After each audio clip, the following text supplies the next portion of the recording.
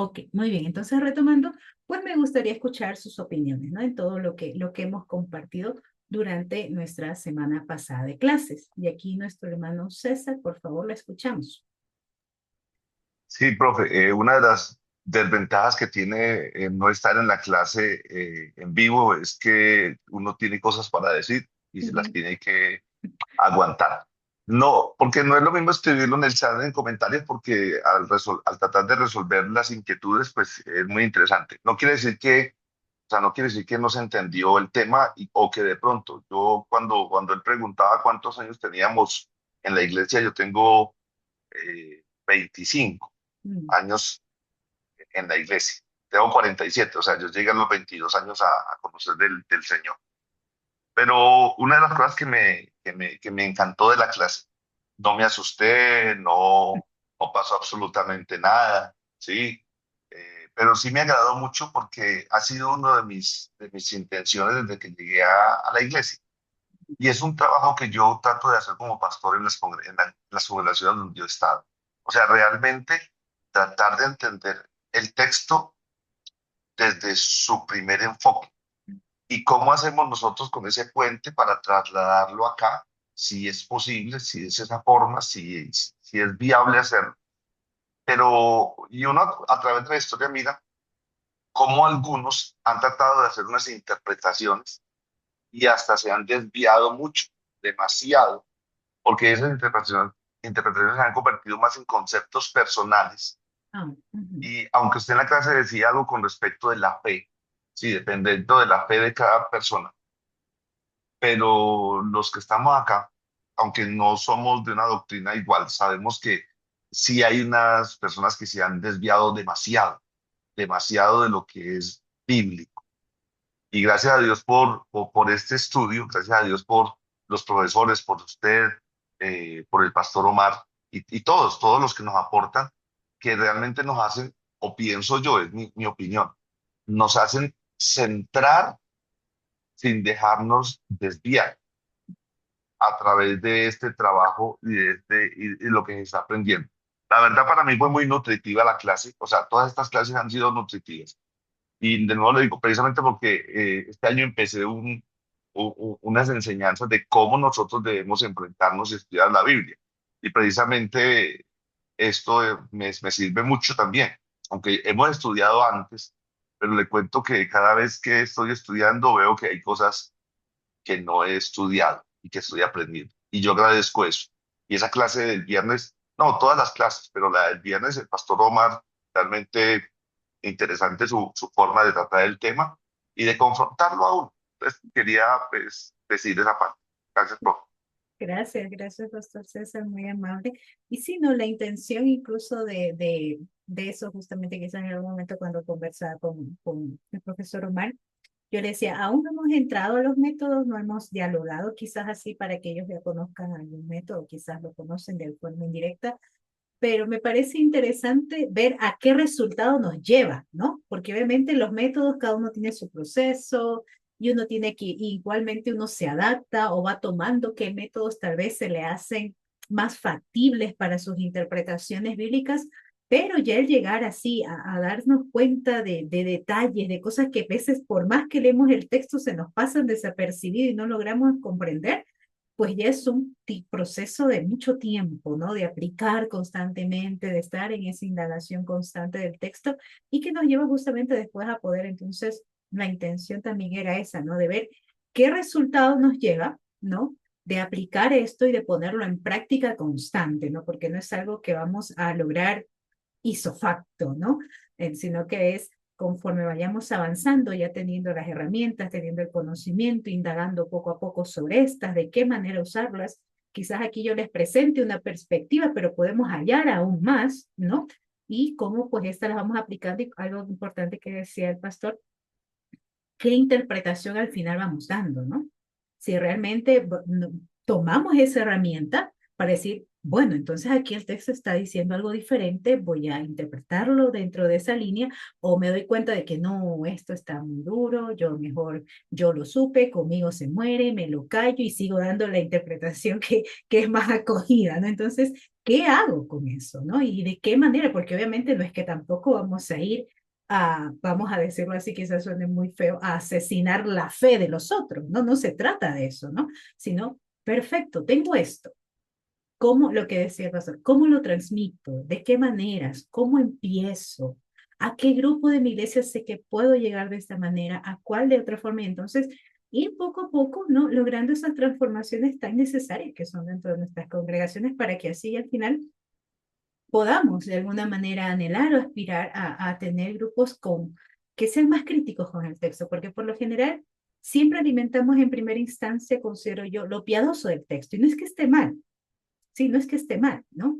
Pero también debemos empezar a ser críticos porque a veces resulta que cuando justamente a estos que educamos o que enseñamos desde el lado piadoso, cuando alguien les hace una pregunta confrontativa, no saben qué hacer, ¿no? Incluso se sienten totalmente debilitados en cuanto a eso, ¿no? Y dentro de esa educación que debemos brindar, pues prepararlos justamente para eso, para saber que habrá situaciones, cosas o preguntas que puedan llegar quizás a trastocarnos, pero saber que hay una base. Sí, yo sé que aquí debo averiguar, o sé que debo consultar, o sé que debo tener o buscar otro tipo de herramientas. Me parece muy bien. ¿Algún otro criterio, alguna situación más que hayan estado pensando en cuanto a los temas, a lo que se dialogó quizás específicamente el viernes? ¿Algo más que acotar, alguna idea que compartir? Bien, ustedes, Sí, profe Yuri, por un favor, Pastor saludo José. para todos. Saludos. Em, bueno, en mi caso, profe, yo esto era lo que realmente quería ver. Em, Cuando iniciamos el curso, yo les decía que tenía mucha curiosidad por recibir un curso así, y es porque las otras oportunidades en las que yo he tenido la oportunidad de estudiar la exégesis, pues solamente he visto la teoría, no me han llevado a esto. Mm, Y al final, esto me invita, primero me crea conciencia porque la gran responsabilidad que tenemos, porque después de ver esto, hay una responsabilidad que no se puede obviar y tenemos que asumirla al momento de acercarnos al texto. Esa gran responsabilidad me crea esa conciencia, pero también me invita precisamente a eso, a seguir aprendiendo, a seguir buscando, a seguir orando para que Dios me ayude también a poder hacer esto de la forma correcta y poder acercarme de esta forma al texto, porque son tantos detalles que están ahí y que, pero hablo por mí, no sé, me imagino que mis hermanos también, pero que pareciera que yo pasé por ahí, no, o sea, no lo vi. ¿Cuántas veces he pasado por ahí, he leído por ahí? Y no los he visto. Por ejemplo, hoy estaba leyendo un poco para poder hacer la tarea que usted nos dejó, el informe de lectura.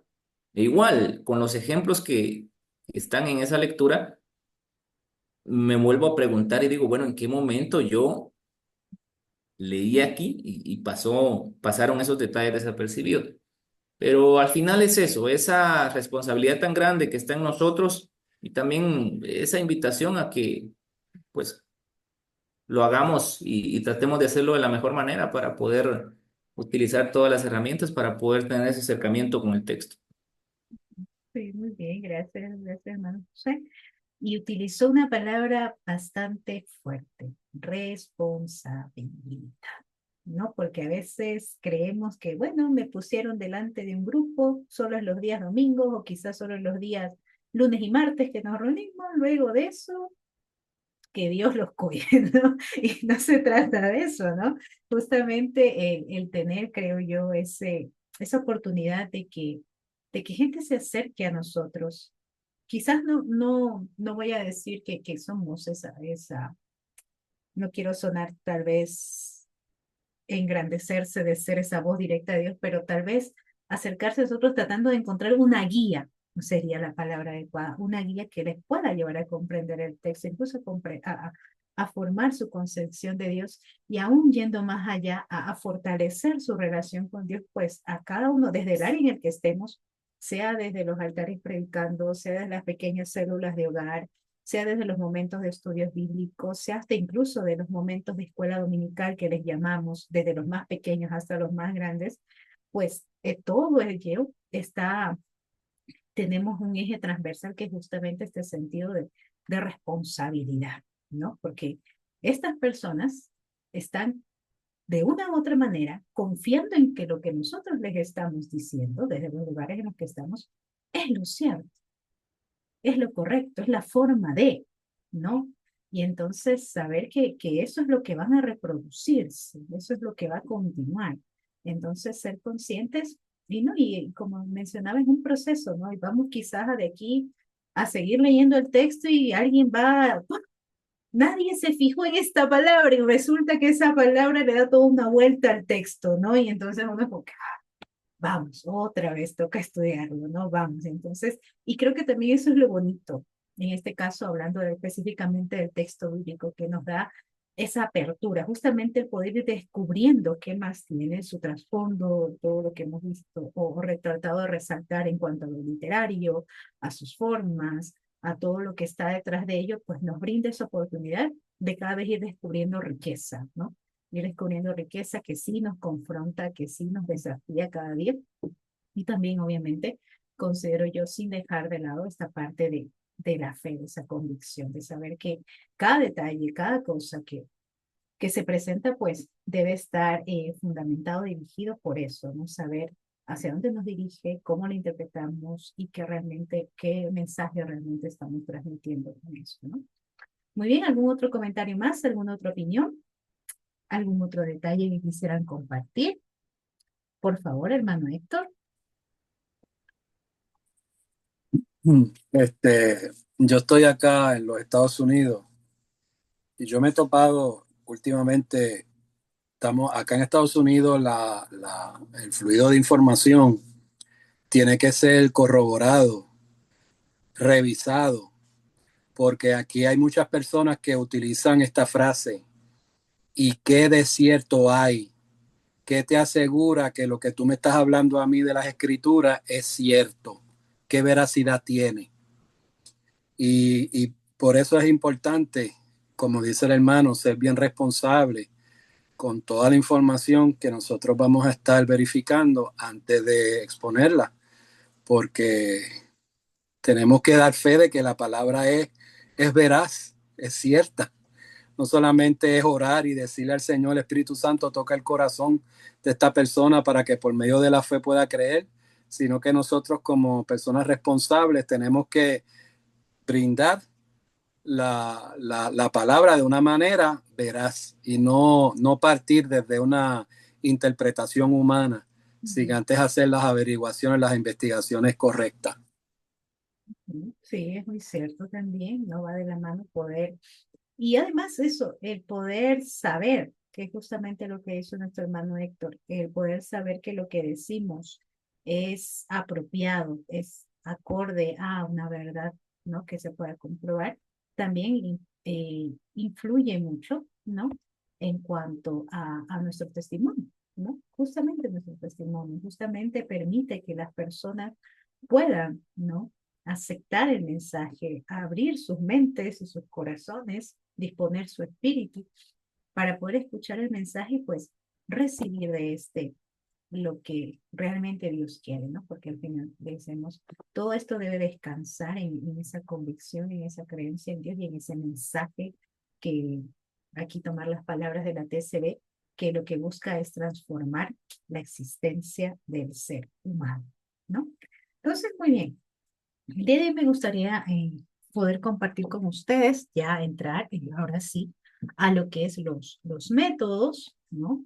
Poder compartir, empezar a compartir algunos de ellos, posteriormente ir avanzando en ciertos ejercicios.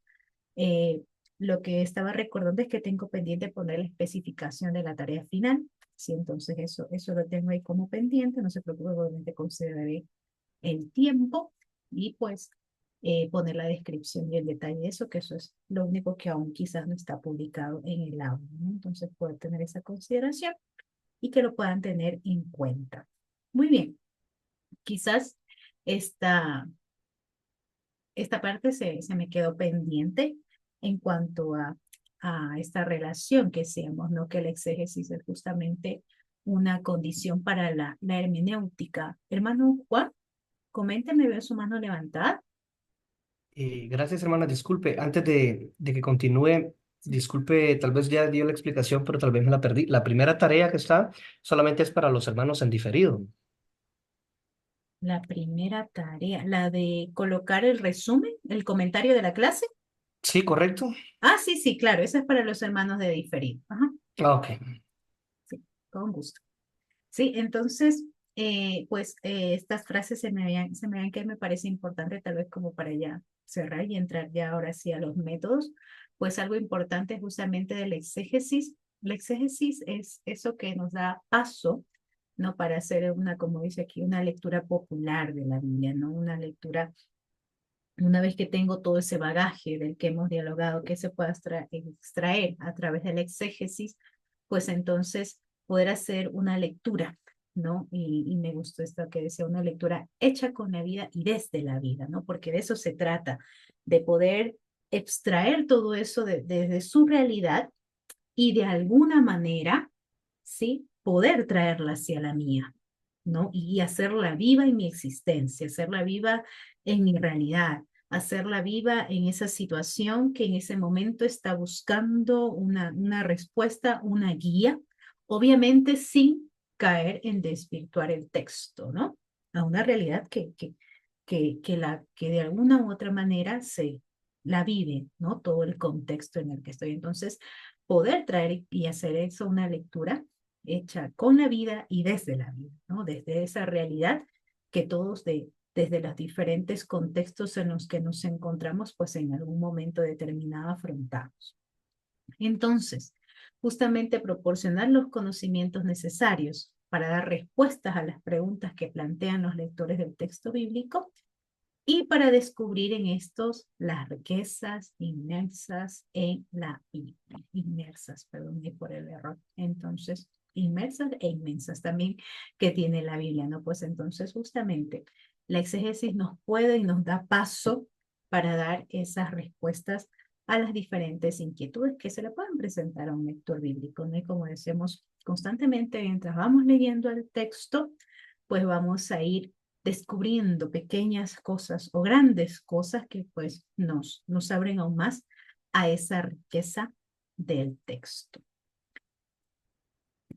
Ahora bien, los métodos exegéticos, ¿sí? Vamos a entrar a detallar por el día de hoy solo uno de ellos, ¿sí? Vamos a detallar algunos de ellos.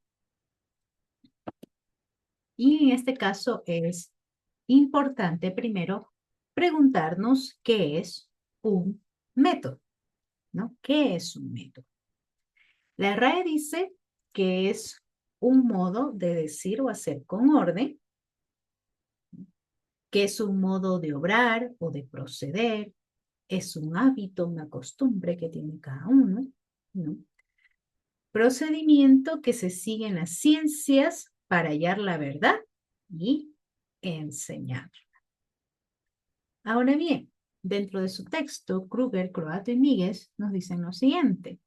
Un método es un camino para alcanzar un fin, pero aquí es importante lo que ellos resaltan. No es el fin en sí mismo, ¿sí? El método no es el fin en sí mismo, sino el modo de aproximarnos a él. O sea, el método es ese modo que nos va a aproximar a ese fin que queremos alcanzar. En este caso, ¿sí? El método sería ese modo que nos va a aproximar, ¿sí? A ese primer sentido del texto, que es lo que tratamos de hallar por medio de la exégesis. Entonces, si ponemos la palabra exégesis dentro de esto, entonces la exégesis, si lo cambiamos aquí, sería, o los métodos exegéticos, serían ese camino para alcanzar un fin. No son el fin en sí mismo, pero sí es el modo que nos va a aproximar a ese primer, o si son esos modos, sería, que nos van a aproximar a ese primer Sentido. Si nuestro fin es estudiar, explicar la Biblia, podemos usar diversos caminos o métodos. Cada acercamiento al texto, cada vez que tratamos de concebir o de averiguar cuáles son esos personajes, por qué esos personajes actúan de tal manera, cuál fue ese acontecimiento, a qué se debió que se realice ese acontecimiento, por qué fueron expresadas determinadas frases o palabras en algún momento del texto, pues todo eso, si esos acercamientos que tratamos de hacer, fechas, autores, receptores, el porqué del mensaje, pues es una forma de aplicación del método, ¿no? Entonces, cada método va a dirigirnos a ciertas indicaciones o aspectos característicos para aproximarnos ¿a qué? Al fin que queremos alcanzar, que sería ese primer sentido del texto, lo más próximo que podemos llegar, ¿no? Lo más próximo que podamos llegar a ese primer sentido. Entonces, considerando esto, asimismo, Kruger, Croato y Míguez nos dan este concepto acerca de método exegético. Son un conjunto de herramientas para comprender el texto con la mayor cantidad posible de elementos. El texto como una unidad, la historia de ese texto, su origen, su formación, su forma, su lenguaje, sus ideas y conceptos, su mensaje, ¿no? Entonces, trata de escarbar, vamos a decirlo así, cada uno justamente de esos detalles que a veces no percibimos del texto, nos quiere llevar a eso, ¿no? A poder encontrar la mayor cantidad, como dicen estos autores, de elementos posibles que nos van a ir dando riqueza en cuanto a las lecturas, estudios y posteriores interpretaciones que hacemos del texto bíblico. Entonces, para estos autores, método exegético son un conjunto de herramientas para comprender un texto con la mayor cantidad posible de elementos. El texto como una unidad, la historia de este texto, su origen, su formación, su forma, su lenguaje, sus ideas, conceptos y su mensaje. ¿Sí? Ahora bien, hay algunas fases, tiene que ver mucho con lo que quizás estos elementos del ejercicio que hicimos en primera instancia de contexto histórico, literario y demás del texto, pero que es importante, ¿no? Que se debe tener en cuenta, ¿sí? Para este estudio exegético.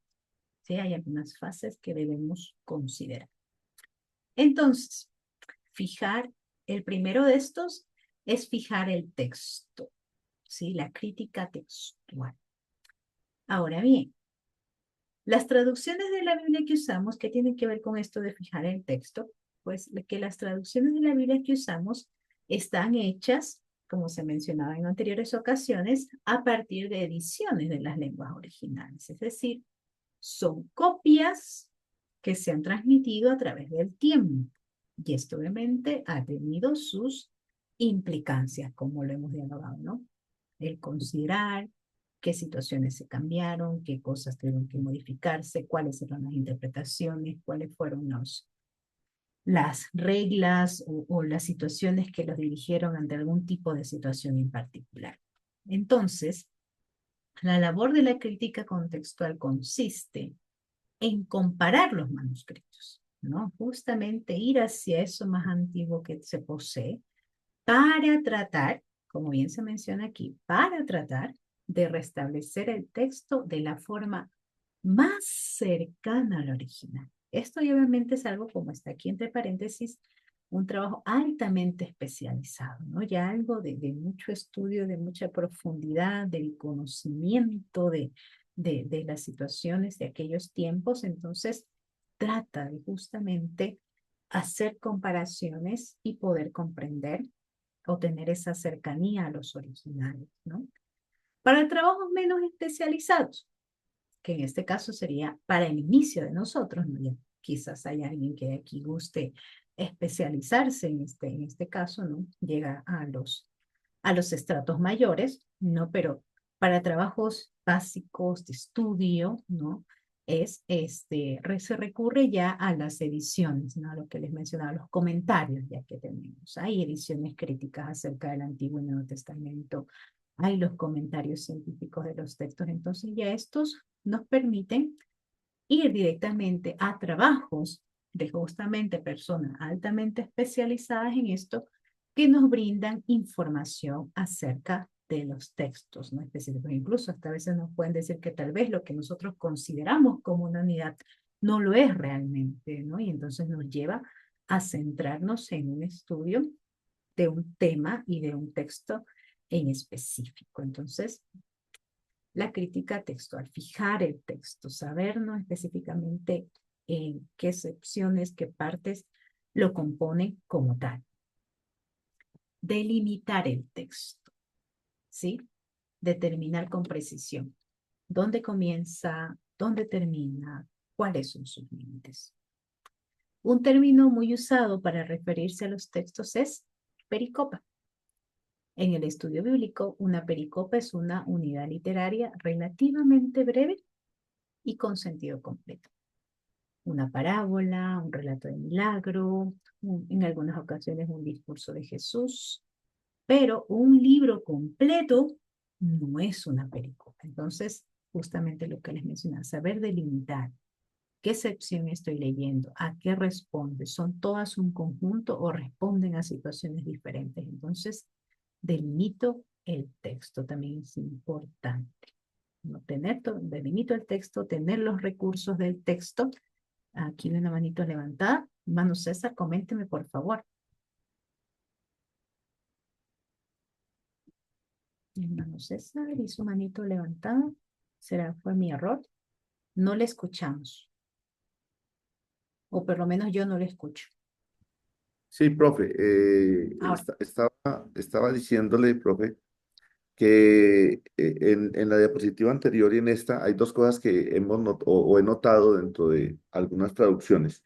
Ejemplo, en la TBC lo veo en la nueva versión internacional, en la nueva traducción viviente, que tiene que ver con la crítica textual en el sentido de mostrar y mirar realmente otros manuscritos y decir, este texto aquí no lo incluimos debido a que Aquí. a esa misma crítica textual. Pues eso lo he visto en diferentes. Pero también he visto en esta delimitación del texto, profe, en algunas versiones que la división por versículos varía para algunos traductores. Precisamente eso, por decir algo, cuando uno lee el capítulo 5 de Gálatas, y si uno solamente lee el capítulo 5 se pierde los primeros versículos del capítulo 6 porque de aún así va ligado. O si uno lee Juan capítulo 3 y nada más desde el 1, del versículo 1 al versículo 15 porque después aparece un título en Reina Valera, ejemplo. Entonces, no continúa la lectura y piensas que hay un cambio ahí ¿de qué? Ya de relato De, podría ser, ¿no? de relato, o lo que acaba de decir, o lo que acaba de escribir Ángela en el chat también, ¿sí? Que se agrupan Ajá, sí, versículos, sí, ¿sí? exacto, tienes razón. Que le señalan a uno esto, toda esta idea es de los versículos que normalmente conocemos entre el 8 y el 12, ejemplo. Entonces, entonces nosotros, pues le hago la pregunta. En esa delimitación y en esa crítica textual, entonces, nosotros, como estudiantes, ¿a dónde acudimos? Ok, muy buena pregunta. Sí, justamente, tiene razón aquí. Por lo general, cuando leemos el texto, cuando tenemos estos primeros acercamientos al texto, sí, lo hacemos por los títulos, ¿no? Aquí está un título, eso quiere decir que es uno, si empieza otro, ya no tiene nada que ver, ¿no? Y de ahí es cuando encontramos quizás interpretaciones o traducciones, ¿no? Que tienen un poquito de mayor profundidad en sus estudios y nos dicen justamente lo que menciona el pastor. Estas secciones no se incluyen porque no está en el manuscrito más antiguo, ¿no? O no hay Y también está lo que hizo nuestra hermana Ángela, y eso es algo que iba a comentar. La TLA tiene mucho eso de unir los versículos, ¿no? Y hacerlo como uno solo en esto. Ahora bien, en cuanto a qué textos recurrir, y sí suele haber mucho conflicto, pero por lo general va a haber mucha discusión en esto. Va a haber, siempre vamos a encontrar discusión, vamos a encontrar autores. Pero lo importante es irnos, como les mencionaba, si vamos a recurrir, porque obviamente aquí, ¿cuáles son nuestros recursos? Lo que mencionaba en esta parte de aquí, ¿sí? Para trabajos menos especializados. Vamos a recurrir, obviamente, a estas ediciones críticas. Estos son nuestros recursos. Y obviamente no solo a una, sino que ya viene de esta parte de, utilizo la palabra anterior, responsabilidad de por lo menos buscar 2 o 3 autores, obviamente de peso dentro de la alta crítica del texto, ¿no? Y entonces ver cómo pueden llegar, si se da el caso de que conjuguen en su información, como de que quizás haya algún tipo de divergencia. Entonces ya voy inclinándome dentro de estos que ya tienen una alta crítica en cuanto al texto, pues ellos ya me dan un acercamiento también, porque ellos también están haciendo un acercamiento, ¿no? A cuál puede ser la porción, en este caso, cuál es justamente esa delimitación más exacta del texto. Entonces es recurrir a estos, hacer un consenso, por eso digo, no nos podemos quedar solo con uno. Es un grave error de nuestra parte quedarnos solo con uno. Mínimo tendremos que ver unos 3 autores. Y ver, obviamente, sus líneas de criterio, ¿no? Y justamente si coinciden en esto de aquí, ¿no? Y eso ya me puede llevar a tener una idea también, como digo, mayormente acertada. Porque de aquí a unos años, no lo dudo, que tal vez haya alguno de esos descubrimientos que digan, resulta que estos versículos que estaban más acá también puede surgir, porque justamente como digo, cada paso del tiempo se van descubriendo cosas en cuanto al texto. Entonces, ese sería quizás el mejor referente, Nevan. No dirigirme solo por uno, sino tratar de buscar un consenso para tener una idea lo más aproximada posible. Muy bien, justamente, y tal vez entrando más a detalle de esto que es delimitar el texto, porque sí puede ser complejo justamente por estas variaciones que puede tener. Y aquí viene esta parte que decíamos de la atención, ¿no? Porque hay veces, como decía, textos que leemos y no, lo leí 10 veces, lo leí 100 veces en mi vida y no me puedo dar cuenta de eso, ¿no? Pero justamente hay que estar atentos, porque a veces hay cambios de acción, de tiempo, de lugar, o de repente aparece un personaje que no estaba, ¿no? Expresiones que esas cositas, esos detalles, mis hermanos, ya me deben llamar mi atención a decir, aquí algo está pasando. O se está incluyendo este personaje para mostrar otra perspectiva, o se está justamente poniendo esta expresión para ya cortar esto y dar paso a otra situación diferente, o está viendo aquí algo, ¿sí? Entonces ya eso, ¿sí? Cuando lo leemos a detenimiento, ¿no? Ya esas situaciones de cambios de acción, de tiempo, de lugar, de expresiones de personajes, inmediatamente deben llamar mi atención para poder considerar si es que está viendo un cambio de tema, ¿sí? O dando paso a algo que quizás sí está relacionado con. Entonces ahí tenemos que estar para poder delimitar el texto. Entonces es algo de mucho trabajo también y de mucho detalle. Los cambios de emisores, cambios verbales, ¿sí? Justamente aquí cuando se indican los imperativos, los indicativos, lo que suele ser a veces un dolor de cabeza para nosotros todo esto de la situación de la gramática, pero también eso nos llama, y algún otro tipo de cambios de estilo dentro del relato que estamos leyendo, o incluso esos temas que a veces están en otras traducciones no nos aparecen. No basta, y justamente lo que mencionaba aquí el pastor, no basta conseguir la división que presentan las traducciones, pues las divisiones y los títulos que emplean no siempre coinciden con las unidades textuales.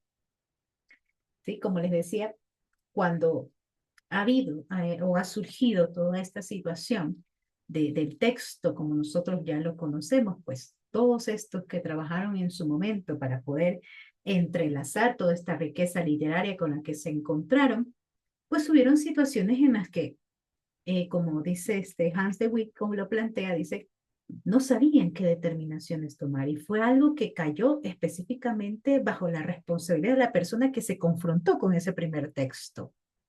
Y entonces tuvo que ver la forma de adaptarlo. Y entonces eso lo llevó a poner un punto tal vez, lo llevó a poner un tema diferente o lo llevó a enlazar quizás dos situaciones porque pensó que esa era la mejor manera de interpretarlo en ese momento, ¿no? Entonces por eso Hans de Witt dice, preguntémonos todo eso. Y ya preguntándonos eso, pues nos lleva a hacer una crítica más profunda y poder encontrar tal vez las razones o las relaciones que puede haber justamente en estas divisiones, sí, incluso considerar si era necesario o no, ¿no? O como mencionaba el hermano, si me puede hacer perder la riqueza de lo que continúa. Entonces, por eso también es importante cuando nosotros leamos el texto, extendamos un poquito más e incluso leamos un poco antes para así poder tener más amplia la visión de ese texto que estamos estudiando.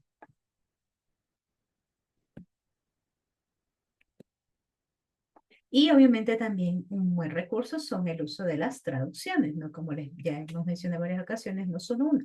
Recurramos si tenemos la facilidad de poder tener varias traducciones dentro de nuestra biblioteca, pues tenerlas, ¿no? Y obviamente lo propio no es tener también una Biblia en su lenguaje original, ¿no? Griego, hebreo, poder tenerlas ahí. El Antiguo Testamento se recomienda la estudatencia, ¿sí? Para el Nuevo Testamento griego, ¿no? O el Nuevo Testamento también ahí pueden ver el nombre, un poco complicado mencionar, pero son los textos que se dice que son más próximos a esos más antiguos, ¿no? Entonces poder tener como respaldo, ¿no? Y un punto importante de las nuevas traducciones, creo, especialmente las nuevas traducciones de estudio, tienen mucho este recurso, que es algo a lo que tenemos que recurrir constantemente, ¿no? Una buena traducción va a tener esas ayudas para los lectores, justamente introducciones a los textos, notas, comentarios, mapas, tablas cronológicas, gráficos, o sea, todo lo que sea necesario para poder mostrar a mayor detalle lo que el texto dice, ¿no? Entonces, una buena, traducción bíblica, pues va a tener todos estos recursos ahí a la par para que su comprensión del texto sea mayor, ¿no? Entonces, tener dentro de lo posible esos recursos. Hermano Héctor, coménteme, por favor. Sí, quisiera preguntarle, ya que usted está hablando del diccionario, yo leí hoy en la página de Semisud que ya está disponible los diccionarios de la TCB. Me interesa. A ver cómo le hacemos. Ajá, sí. Gracias a Dios, sí, aquí haciendo un paréntesis publicitario, ya que también formo parte del proyecto Evangelio, aquí un paréntesis publicitario, sí, las personas que estaban trabajando dentro de la edición del diccionario lograron ya aumentarlo y pues hacer un apéndice, ponerle aún mayor recursos en cuanto a eso del diccionario griego-español. El trabajo en sí, lo neto ya está culminado. Entonces ahora falta la parte de la edición y pues lanzarlo a la venta, ¿no? Como se hizo con el primer diccionario, que eso pues ya será, después va a ser anunciado, no se preocupe, va a ser anunciado. Profe, pero el diccionario tiene que ver con la TSB, ¿cierto? Sí, con el griego. Pero con el griego es la TSB, con lo que enfoca la TSB prácticamente. Sí, No es un diccionario general como los demás, sino más ligado a la TSB. Es sí, una bajo la pregunta, edición de la TCB, pero también, o sea, se tienen por decirlo así, las palabras más comunes en cuanto al lenguaje griego que se utilizan dentro del Nuevo Testamento, específicamente. Sí. Entonces, eso, pues el spot publicitario pronto ya sabrán cómo poder, ya que esté a la venta y todo lo demás en cuanto al nuevo diccionario de la TC. Sí, muy bien, gracias hermano Héctor por ese espacio publicitario para el proyecto. Muy bien, entonces, perfecto, continuando, Entonces, importante tener en cuenta estas situaciones, ¿no? En cuanto a la crítica textual, la delimitación del texto y poder contar, pues, con esos recursos de traducción, de uso de otras traducciones que serán de gran apoyo para nuestros estudios exegéticos. Ahora bien, entremos a los métodos, ¿sí? Métodos. Vamos en primera instancia a ver los métodos diacrónicos. Para el día de hoy voy a compartirles 3 de estos métodos, ¿sí? La descripción general de ellos, para ya ir ampliando nuestras ideas en cuanto al estudio exegético, ¿no? Entonces, los estudiosos se plantean algunas preguntas. ¿Qué fuentes consultaron los autores para comprender los textos que tenemos? ¿No? Detrás de todos los libros de la Biblia hay otras fuentes y tradiciones orales. Y los textos bíblicos fueron redactados por un solo autor o son el producto de un proceso de composición en el que intervinieron distintas manos. Sabemos que hay tradiciones orales de fondo. Sabemos que es de alguna manera incierto conocer a ciencia exacta cuáles fueron esos textos que consultaron, como digo, todos estos que intervinieron en la composición del texto bíblico para tenerlo como referencia, ¿no?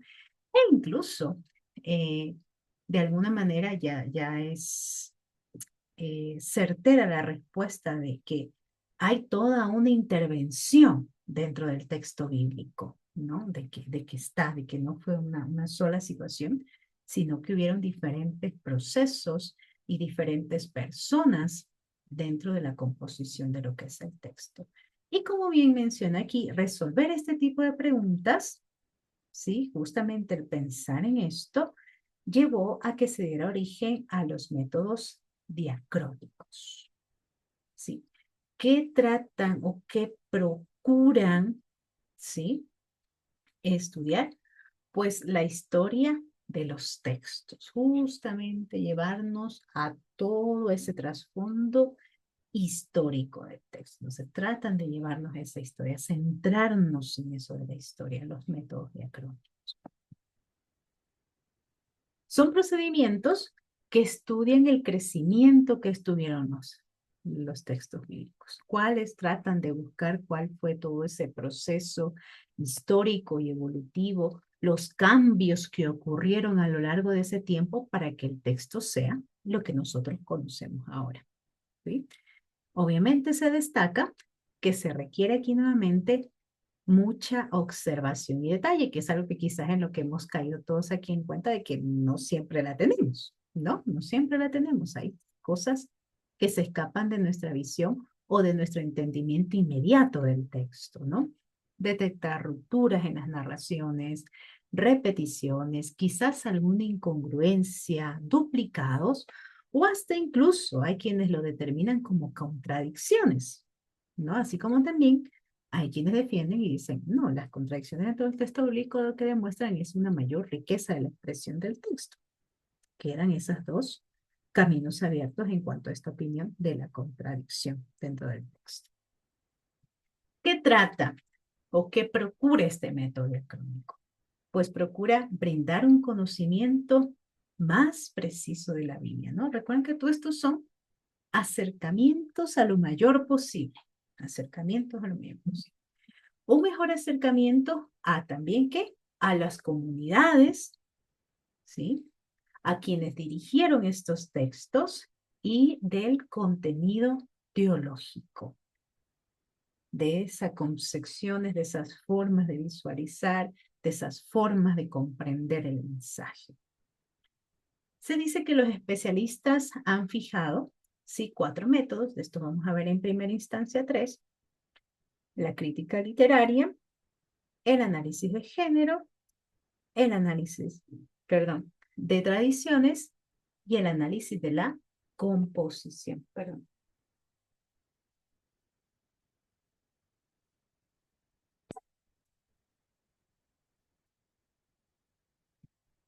Entonces, empecemos por el principio. La crítica literaria, vamos a este, ¿no? ¿De qué trata? Es complejo, ¿sí? Contar con la constancia de las fuentes, ¿no? Algo que ya se ha mencionado, de donde los autores bíblicos tomaron información. Y es entonces de aquí de donde surge, pues, la crítica literaria. La crítica literaria se dice que nació aproximadamente en el siglo XVII, ¿no? Esta crítica literaria indaga si la obra se emplearon, qué se emplearon, qué materiales, qué fuentes, qué modelos, a qué textos trata, ¿no? Acercarse a ver cuáles fueron esos primeros textos de los cuales se puede decir bebieron o absorbieron para poder hacer la interpretación del texto.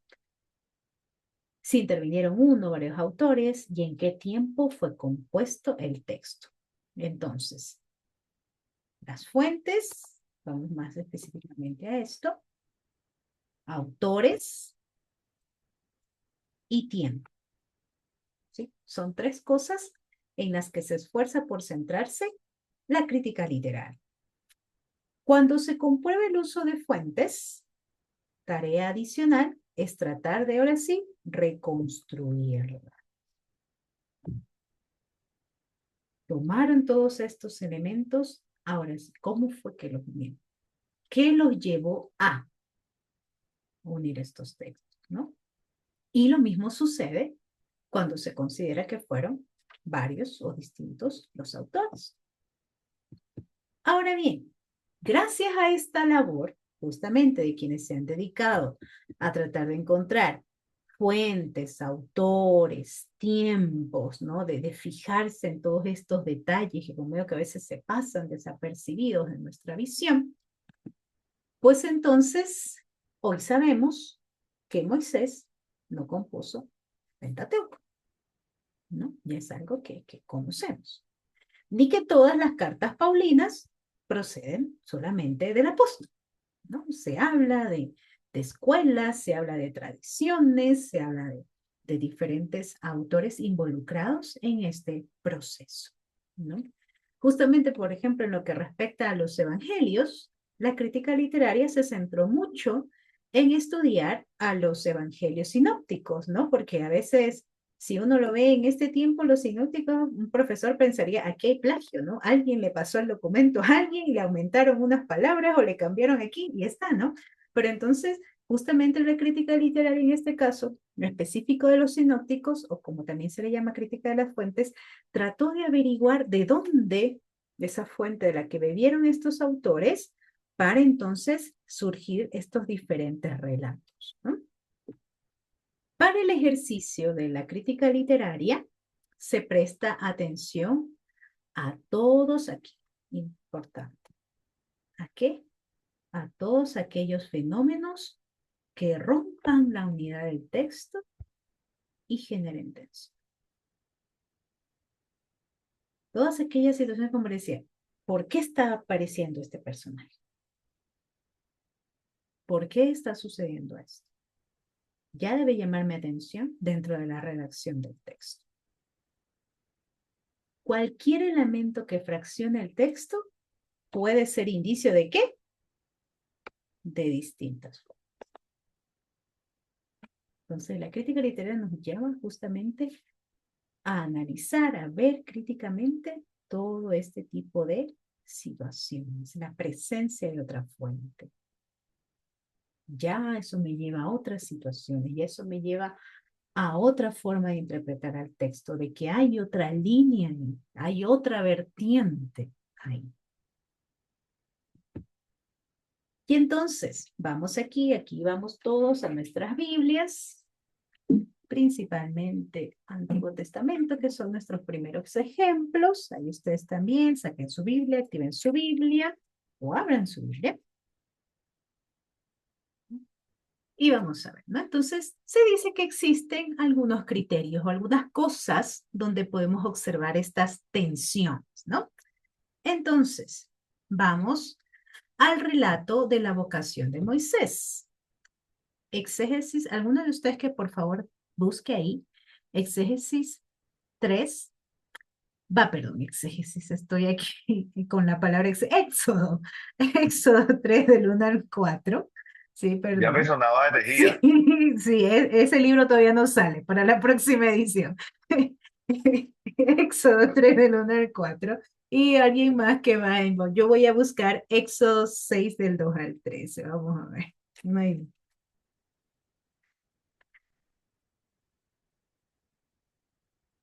Ok, yo voy a Éxodo 6.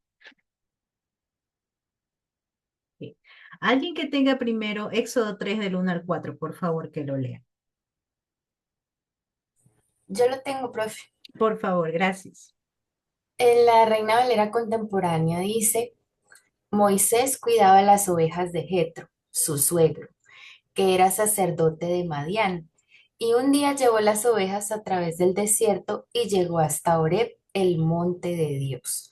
Allí el ángel del Señor se le apareció en medio de una zarza envuelta en fuego. Moisés miró y vio que la zarza ardía en fuego, pero que no se consumía. Entonces dijo, voy a ir y ver esta grande visión. ¿Por qué? ¿Por qué es que la zarza no se quema? El Señor vio que Moisés iba a ver la zarza, así que desde la zarza lo llamó y le dijo, Moisés, Moisés. Y él respondió, aquí estoy. Ok, perfecto. Solo permítanme un momento para poder verificar el otro versículo. Creo que aquí cometí un error de gráfico del de ello. Solo poder verificar si lo coloqué bien. El que leyó nuestra hermana está bien, es acerca de ese llamamiento de Moisés. Ahora solo permítanme un momento.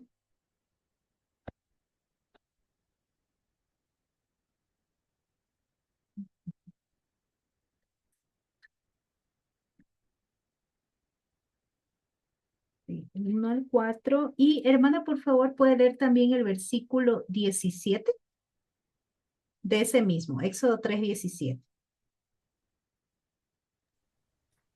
Dice, y me he propuesto sacarlos de la aflicción de Egipto y llevarlos a la tierra de los cananeos, los hititas, los amorreos, los fereceos, los givitas y los jebuseos, que es una tierra que fluye leche y miel. Exacto, perfecto, gracias. Y aquí tenemos una especie de repetición en cuanto a este llamamiento y esta designación a Moisés en Éxodo 6 del 2 al 13. Dice lo siguiente. Habló todavía Dios a Moisés y le dijo, yo soy Jehová. Y aparece a Abraham, a Isaac y a Jacob como Dios omnipotente. Mas en mi nombre Jehová no me dio a conocer a ellos. También establecí mi pacto con ellos de darles la tierra de Canaán, la tierra en la que fueron forasteros y en la cual habitaron. Asimismo, yo he oído el gemido de los hijos de Israel, a quienes hacen servir los egipcios, y me he acordado de mi pacto. Por tanto dirás a los hijos de Israel, yo soy Jehová, y yo sacaré de debajo de las tareas pesadas de Egipto, y os libraré de su servidumbre, y os redimiré con brazo extendido y con juicios grandes. Y os tomaré por mi pueblo, y seré vuestro Dios, y vosotros sabréis que yo soy Jehová, vuestro Dios, que os sacó de debajo de las tareas pesadas de Egipto. Y os meteré en la tierra por la cual alcance mi mano, jurando que le daría a Abraham, a Isaac y a Jacob, y yo os los daré por heredad, yo Jehová. De esta manera habló Moisés a los hijos de Israel, pero ellos no escuchaban a Moisés a causa de la congoja de espíritu y de la dura servidumbre. Y habló, Jehová a Moisés diciendo, entra y habla a Faraón, rey del Egipto, que deje ir de su tierra a los hijos de Israel. Y respondió Moisés delante de Jehová, he aquí, los hijos de Israel no me escuchan. ¿Cómo pues me escuchará Faraón siendo yo tu de labios? Entonces Jehová habló a Moisés y a Aarón y les dio mandamiento para los hijos de Israel y para Faraón, rey de Egipto, para que sacasen a los hijos de Israel de la tierra de Egipto. ¿No? Entonces, en algún momento, como nos muestra el primer texto, hay este llamamiento cerca de la zarza, que creo que es la historia que por lo general mayormente conocemos o mayormente hablamos acerca de este personaje, Pero también, si nos damos cuenta en el libro de exégesis, hay como también un llamamiento a Moisés, hay una encomienda a Moisés en cuanto a la labor que tiene que realizar, ¿no? Entonces, hay este tipo de duplicados o de repeticiones, quizás de una forma diferente, y aquí es interesante porque más adelante vamos a ver acerca de las tradiciones, ¿sí? Tal vez responde a una tradición diferente o a una forma diferente. Entonces, ya aquí esto nos llama la atención para, considerando esto del método literario, pues entonces llevar a considerar tal vez esta duplicación como una presencia quizás de una tradición diferente que ya nos lleva a hacer una consideración más profunda de estos textos, ¿no? Presencia de, aquí puse contradicciones entre, entre comillas, porque como les digo, hay quienes dicen, sí, hay contradicciones como tal, y hay quienes dicen, no, por el contrario, no son contradicciones, sino es una forma diferente y una riqueza más al texto, ¿no? Pero por eso me atreví aquí a poner presencia de fenómenos difícilmente explicables como contradicciones. Génesis 6 del 19 al 22. Ahora sí dije Génesis, sí, está bien. Génesis 6 del 19 al 22. Y yo voy a buscar Génesis 7.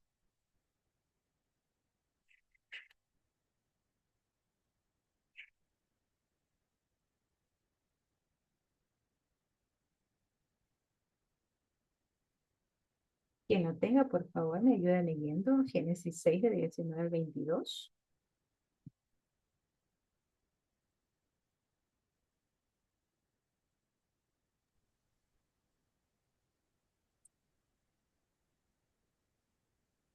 Los hijos de Merari fueron Mali y Musi. Estas son las familias de Leví según sus linajes.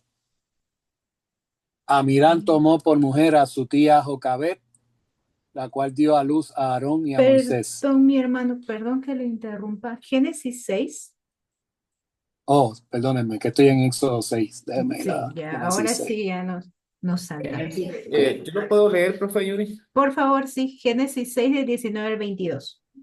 Dice, y de todo lo que vive, de toda carne, dos de cada especie meterás en el arca para que tengan vida contigo, macho y hembra serán, de las aves según su especie y de las bestias según su especie, de todo reptil de la tierra según su especie, dos de cada especie entrarán contigo para que tengan vida. Perfecto. 22, por favor. Muy bien. Y toma contigo de todo alimento que se come y almacénalo y servirá de sustento para ti y para ellos. Y lo hizo así Noé, hizo conforme a todo lo que Dios demandó. Perfecto. Ahora veamos qué nos dice justamente en el capítulo siguiente, en los versículos de 2 al 5. Voy a leerlo desde el 1. Dijo luego Jehová a Noé, entra tú y toda tu casa en el arca, porque a ti he visto justo delante de mí esta generación. De todo animal limpio tomarás 7 parejas, macho y su hembra, más de los animales que no son limpios una pareja, el macho y su hembra. También de las aves de los cielos 7 parejas, macho y hembra, para conservar viva la especie sobre la faz de la tierra. Porque pasados aún 7 días, yo haré llover sobre la tierra 40 días y 40 noches, y raeré de sobre la faz de la tierra a todo ser viviente que hice. E hizo Noé conforme todo lo que le mandó Jehová. ¿No? Entonces, ¿cuántos mismos entraron? ¿Cuántos mismos ingresaron al arca? No, tal vez podríamos preguntarnos así, ¿no? Pero hay una diferente designación. Y como digo, esto nos puede llevar a cuestionamientos, pero también hay situaciones de considerar las tradiciones, el por qué, cuál fue la fuente de donde tomaron entonces esto. Y quizás también se mencionan interrupciones. Aquí pueden ver el ejemplo.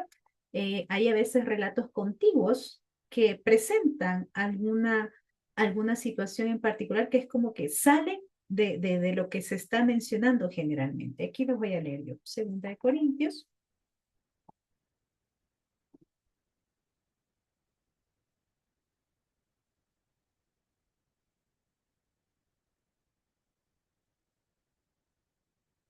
Eh, 2, 3. Segunda de Corintios 2. Vamos a fijarnos en el versículo 3. ¿Sí? Voy a leer desde el 2, desde el 1. ¿Sí? Esto pues determinaré para conmigo, no ir otra vez a vosotros con tristeza. Este es un relato de Pablo hacia la iglesia, ¿no? Porque si yo os constricto, ¿quién será luego el que me alegre sino aquel a quien yo contristé? Y esto mismo os escribí para que cuando llegue no tenga tristeza de parte de aquellos de quienes me debería gozar, confiando en vosotros todos que mi gozo es el de todos vosotros. Porque por la mucha tribulación y angustia del corazón os escribí con muchas lágrimas, no para que fueseis contristados, sino para que supieseis cuán grande es el amor que os tengo. Aquí está hablando de la tristeza y del amor que les tengo. Continúa el relato. Pero si alguno me ha causado tristeza, no me la ha causado a mí solo, sino en cierto modo, por no exagerar, a todos vosotros. Le basta a tal persona esta reprensión hecha por muchos. Así que, al contrario, vosotros más bien debéis perdonarle y consolarle, para que no sea consumido de demasiada tristeza. Por lo cual, os ruego que conforméis el amor para con él. Porque también para este fin os escribí, para tener la prueba de si vosotros sois obedientes en todo. Y al que vosotros perdonáis, yo también, porque también yo lo he perdonado. Si algo he perdonado por vosotros, lo he hecho en presencia de Cristo, para que Satanás no gane ventaja alguna sobre vosotros, pues no ignoramos sus maquinaciones. Y sí, cuando llegué a Troas para predicar el Evangelio de Cristo, aunque se me abrió la puerta en el Señor, no tuvo reposo mi espíritu por no haber hallado a mi hermano Tito. Así, despidiéndome de ellos, partí para Macedonia. Pablo está todo acongojado, diciéndole su tristeza a Corintios, diciéndole que perdonen toda la situación. Y de repente, mientras está hablando de toda esta situación, de sentirse triste, de perdonar, de si ustedes perdonan, yo perdono, ¿no? Empieza a hablar de que su espíritu no tuvo reposo por no haber hallado a Tito. Ay, hay una interrupción de todo el relato, ¿no? Entonces, ¿qué acontece ahí? ¿Qué pasa ahí? ¿Sí? Aunque hay un título, pero corta toda la situación y de ahí hace paso a otra situación. Entonces, por eso, en cuanto a la crítica literaria, dice, tienen que tener en cuenta estas situaciones, que quizás si las leemos de corrido, puede decir, bueno, ya aquí está dando paso a algo más, pero ¿por qué hizo ese corte? ¿No? ¿O por qué hay estas dos contradicciones o estas dos formas de mostrar un llamado? ¿A qué responde la situación? Entonces, la crítica literaria nos dice prestar atención a estas situaciones. Tener en cuenta estas situaciones para poder conocer, ahora sí a partir de ellas, cuáles son esos trasfondos en cuanto a lo literario del texto. La presencia doble o múltiple de mismos textos en unidades diversas, diversidad de géneros literarios en una misma pieza, un fondo histórico, institucional o religioso diferente. ¿Sí? Entonces, puede haber situaciones de fondos religiosos, de trasfondo histórico, que como digo, quienes se acercaron a este texto, las observaron, no supieron responder tal vez, y lo conservaron y lo que hicieron fue ver, hay una relación, se une dentro del texto. Pero hay que hacer estas consideraciones de a qué situaciones responde o dónde nos llama entonces a delimitar ese texto y hacer otro tipo de consideraciones. Entonces, tomar en cuenta este tipo de situaciones que tal vez se nos pasan, que son comunes quizás, o que ya simplemente las leemos. Entonces, tener en cuenta, como decía anteriormente, todos aquellos fenómenos que rompen la unidad del texto y que generan algún tipo de tensión o de cambio, o que pueden llamar nuestra atención, para poder así analizarlo desde otro punto o desde otra perspectiva.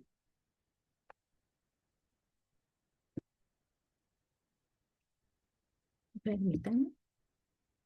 Hasta aquí, crítica literaria. Pasamos al análisis de géneros literarios. Esto surge o se da a principios del siglo XX, con Gunkel. El que hizo Gunkel, él comenzó a comparar los textos, ¿sí? En la forma aunque su contenido fuera distinto, es decir, en la estructura del texto. Empezó a darse cuenta qué cosas quizás coincidían, qué términos eran tal vez similares. Se dice que generalmente hizo este análisis o este estudio con los textos de Génesis y de Salmos, ¿sí? Que se centró principalmente en estos textos. Y él mantenía la siguiente idea. Sostuvo que en culturas eminentemente orales, y que es como sabemos donde vienen todos estos relatos, como de Israel, textos de distintos géneros literarios provienen de diferentes contextos sociales. Entonces, Gunkel que decía que donde se determinaba o se podría hallar un género literario diferente, era porque entonces cada uno de estos había sido generado en un contexto también social diferente.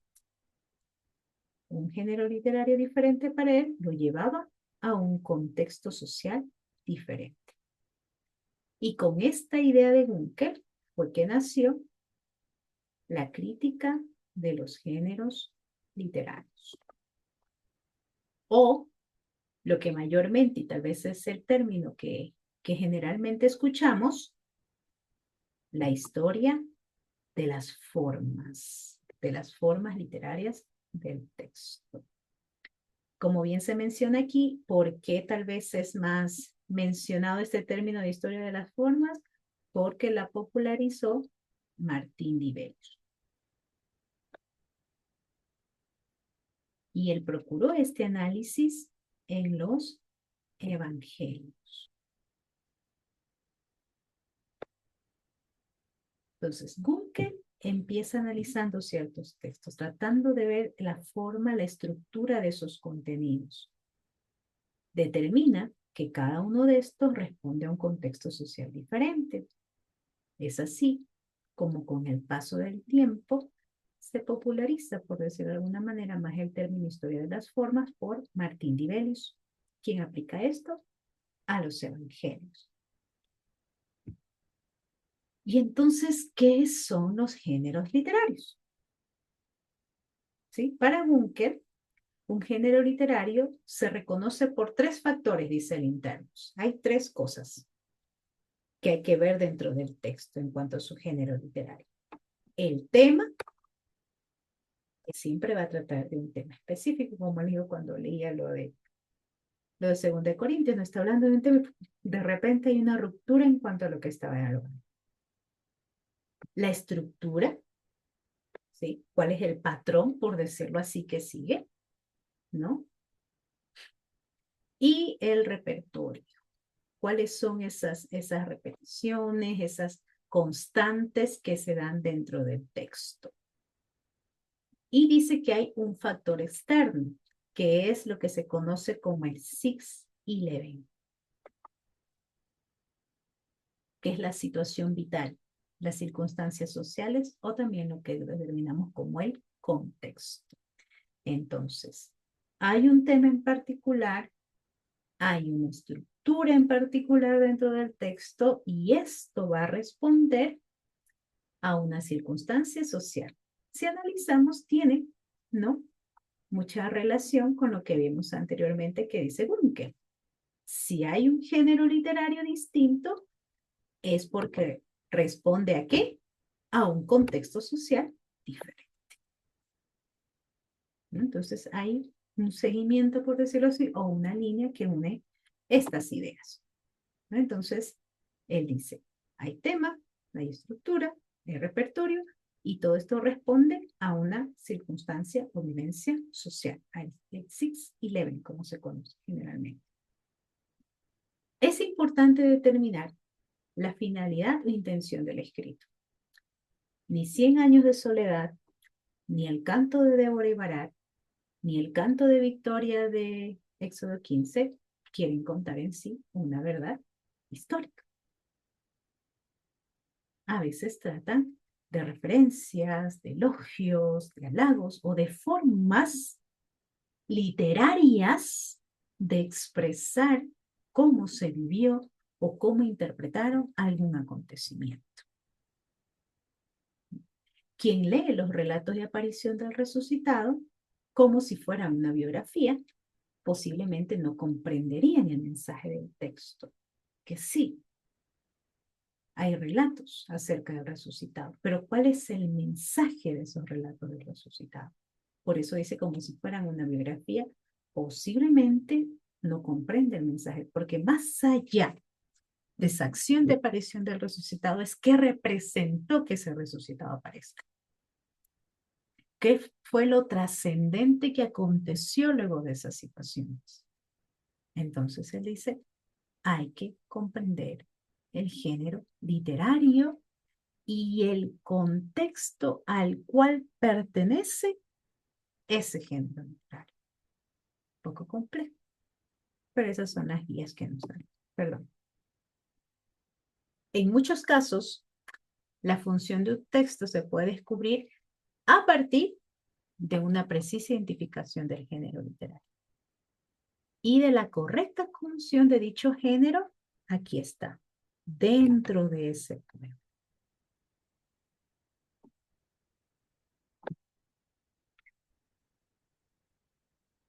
Por ejemplo, lo que pasa comúnmente con el Apocalipsis, ¿no? Muchos lo ven como una situación exacta que se debe interpretar de manera literal y a tiempo futuro. Pero si analizamos el género literario apocalíptico y al ese pueblo dentro del cual responde este género, está hablando de una situación política de ese momento, a ese pueblo que necesitaba esperanzas de la opresión que estaba viviendo. Entonces, por ello es importante identificar el género literario y cuál era la función que tenía ese género dentro de la época en la que se emitía. Ahora, ¿cómo identifico este género? ¿Sí? ¿Cuáles son estos géneros? ¿Cómo puedo tener en cuenta estos géneros? Hay diferentes tipos de géneros y cada uno de estos pues tiene sus características.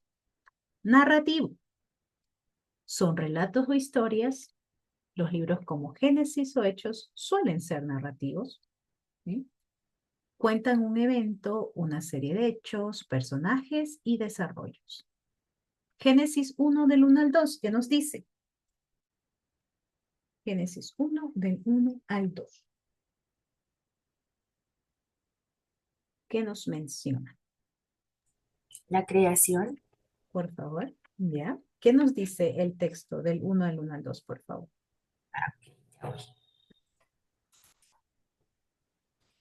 Dios en el principio creó los cielos y la tierra. La tierra estaba desordenada y vacía. Las tinieblas cubrían la faz del abismo y el Espíritu de Dios se movía sobre la superficie de las aguas. Perfecto. Trata de narrarnos, como bien mencionaba nuestra hermana, la creación. Trata de demostrarnos o contarnos un hecho donde hay, si continuamos leyendo el texto, hay diferentes personajes, diferentes elementos que se van haciendo presentes. Hay un desarrollo de una historia, ¿no? Hay un desarrollo del relato. Entonces, hay textos narrativos. Vamos a encontrar también textos que son poéticos.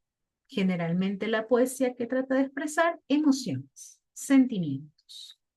Los salmos es uno de los más claros ejemplos en cuanto a la poesía que se encuentra. Hay más textos también.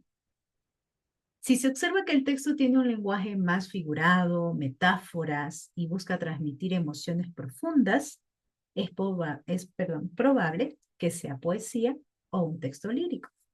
Salmos 23. Jehová es mi pastor, nada me faltará.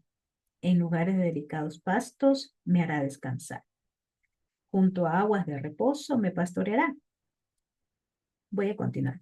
Confortará mi alma, me guiará por sendas de justicia por amor de su nombre. Aunque ande en valle de sombra de muerte, no temeré mal alguno, porque tú estarás conmigo, tu vara y tu callado me infundirán aliento. Aderezas mesa delante de mí, en presencia de mis angustiadores. Unges mi cabeza con aceite. Mi copa está rebosando. Ciertamente el bien y la misericordia me seguirán todos los días de mi vida y en la casa de Jehová moraré por largos días. E incluso, si prestamos atención, dice el primer versículo, Jehová es mi pastor, nada me faltará. Tenemos la terminación, hará. En lugares de delicados pastos me hará descansar. Junto a aguas de reposo me pastoreará. Entonces, si nos fijamos a veces aún incluso en las terminaciones, tratan de coincidir en cuanto al uso, ¿sí? O a la terminación que se menciona en el texto. Esto ya nos da indicación de que hay una métrica, que es lo que se conoce dentro de la poesía generalmente, ¿no? Entonces, vamos a encontrar este tipo de situaciones que busca que haya un ritmo y una métrica dentro de lo que se escribe. Entonces vamos a encontrar el género poético. Profético, ¿sí? Que tú te portas mal conmigo. No, los micrófonos, gracias. Ok, entonces el profético, ¿sí? Obviamente este género responde a los profetas. Dentro de estos, Isaías o Jeremías. ¿Cuál era esta función de los profetas o cuál es este sentido profético? Transmite un mensaje que viene de Dios, a menudo relacionados con lo porvenir, ¿no? Alguna situación que está pasando, una advertencia que se está dando, ¿cuál sería esa consecuencia? Estos textos es importante considerar que pueden ser bastante simbólicos y con un tono de advertencia, como les decía, te están haciendo esto mal, van a ser estas sus consecuencias o esperanza. Yo voy a leer Isaías 1:18. Alguien que busque Romanos 1:7, por favor.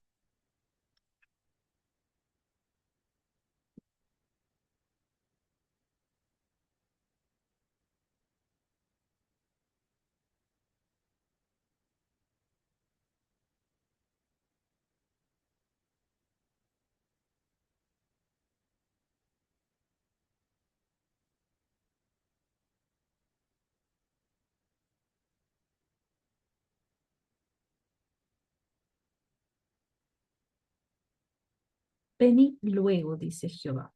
Bueno, inicia de esta manera. Voy a leer el 1. Visión de Isaías, hijo de Amós, la cual vio acerca de Judá y Jerusalén en días de Usías, Jotán, Acaz y Ezequías, rey de Judá. ¿No? Y aquí me salto al 18.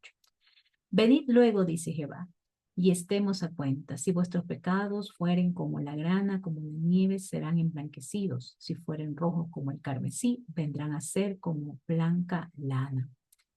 Si queréis y oyeréis, comeréis el bien de la tierra. Si no quisiereis y fuereis rebeldes, seréis consumidos a espada, porque la boca de Jehová lo ha dicho. ¿Sí? Proféticos. ¿Qué otro género encontramos? Epistolar. Son cartas. En el Nuevo Testamento, las cartas de Pablo a la iglesia son pues un buen ejemplo de esto. Si el pasaje consta de saludos, instrucciones o exhortaciones, es un texto epistolar. ¿Qué nos dice Romanos 1:7? A todos los que estáis en Roma, amados de Dios, llamados a ser santo, gracia y paz a vosotros, de nuestro Dios, nuestro Padre y el Señor Jesucristo. Entonces tiene la salutación, ¿no? Que es una de esas características principales que suelen tener las epístolas. Y justamente yendo lo que les mencionaba anteriormente, el género apocalíptico.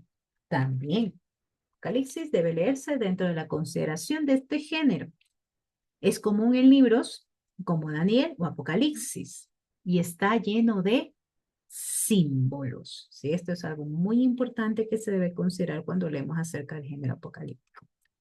Es bastante simbólico y busca revelar realidades espirituales a través de imágenes.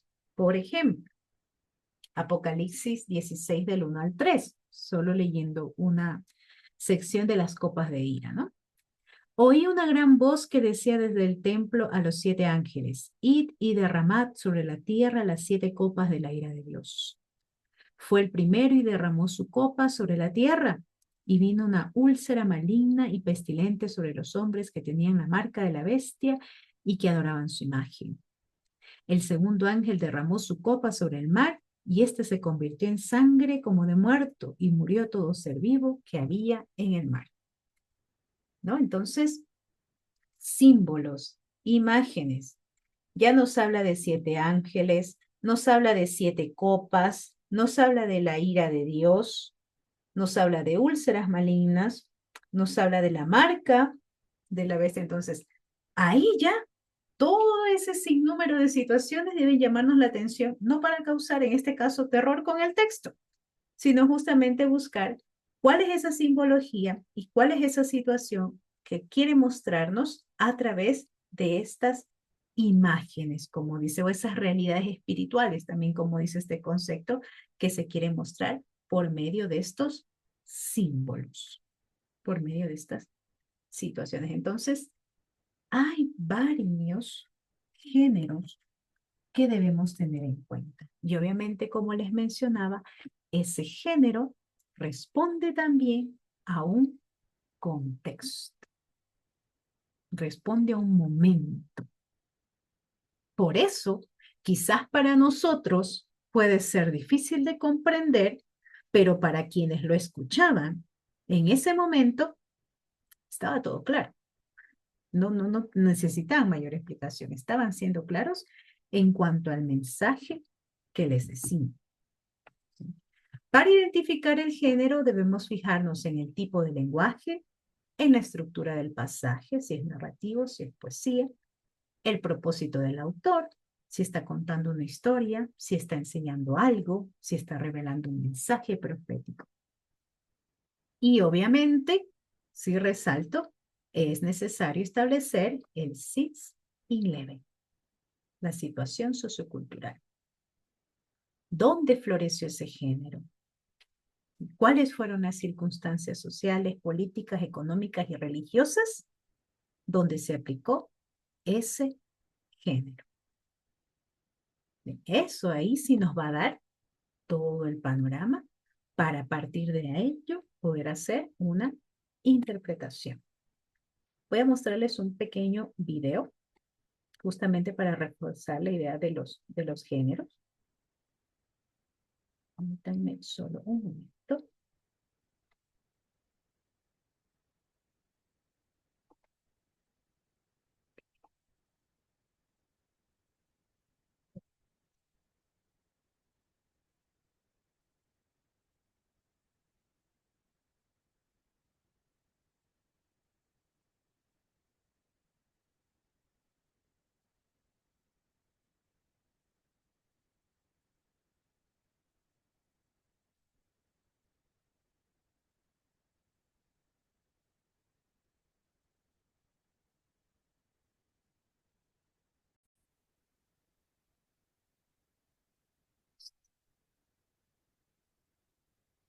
La Biblia es una colección de muchos libros que cuentan una misma historia de principio a fin. Pero todos esos libros fueron escritos en diferentes estilos literarios. Sí, piensa en esto como si entraras en una librería donde cada pasillo tiene una clase distinta de literatura.